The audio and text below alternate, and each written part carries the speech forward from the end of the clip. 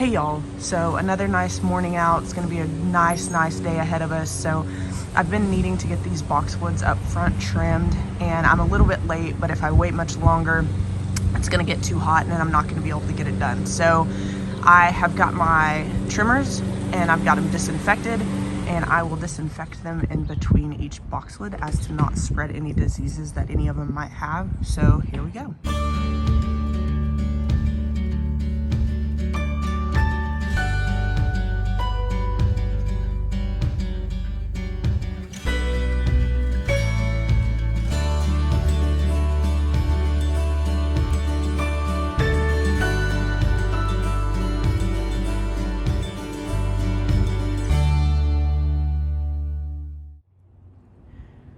All right, so got all of the boxwoods in the front pruned up. The weather was so nice outside today that I decided to just go ahead and knock it out. We're not gonna get much above 65 today, and this has been on my list of to-dos for about a week and a half, so I just decided to go ahead and knock it out today. So everything looks pretty good. Didn't notice any diseases or anything like that going on. Everything looked really good. And so something that I didn't do that I would typically do is spray wilt stop on all of the pruned boxwoods. Number one, I didn't have enough, and number two, I just don't think it's hot enough to need it. So I decided to forego putting on wilt stop. And for those of you that don't know what wilt stop is just a product that does just that. It prevents wilt. It basically just seals off all the cut edges of whatever you've pruned and prevents it from losing any excess moisture and keeps it from wilting, basically. So everything is really greened up. I'm really excited about that. I was looking at a picture from when we closed on the house on the 27th, and everything is just so much greener. Nothing has winter burn on it anymore, and they had really flushed out. So I came in and I trimmed a lot of that flushing away, but you could still see a lot before I trimmed of a lot of the winter burn.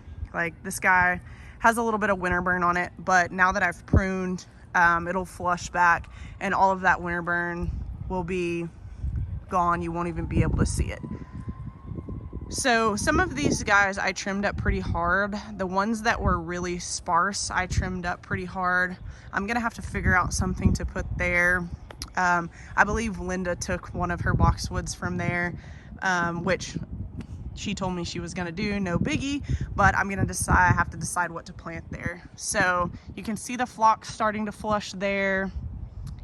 There is some phlox that's trying to come up right here, and I believe that is what used to be there, if my memory serves me correctly from walking the neighborhood when we used to live down the street. So I got some more phlox, and I'll be planting that today as well. Tulips are starting to come up here, which I'm so excited about. I think I mentioned in a previous video that I didn't ask Linda what blend she planted because I wanted it to be a surprise. So far I've seen pink and white, but I haven't seen anything else. So I'm gonna assume there's some early, mid, and late tulips mixed in with this blend. My house, our old house down the street, all of the purple tulips are coming up down there, and I'm so jealous, but I know these will start to flush out here pretty soon and look beautiful. So within the next week and a half or 2 weeks, I would expect there to be a lot of tulip activity going on here. So there's kind of a look at all of the trimmed up boxwoods. And I should also mention that something else I didn't do was I didn't put down a sheet or anything like that underneath these boxwoods. I would normally do that for easier cleanup, but after the tulips are done and their leaves and things are spent, once I clean up all of those, I will go ahead and put down some compost or some mulch. So I didn't think it was necessary to really clean up any of those clippings. They'll just, you know, stay on the ground and they'll start to decompose and act as some compost in the soil. So anyways, just a little boxwood trimming update.